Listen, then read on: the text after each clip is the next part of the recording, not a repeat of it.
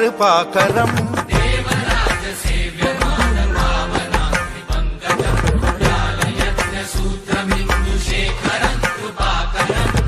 नारदादियोगि वृन्दवन्दितं दिगम्बरम् काशिकापुराधिनाथ कालभैरवं भजे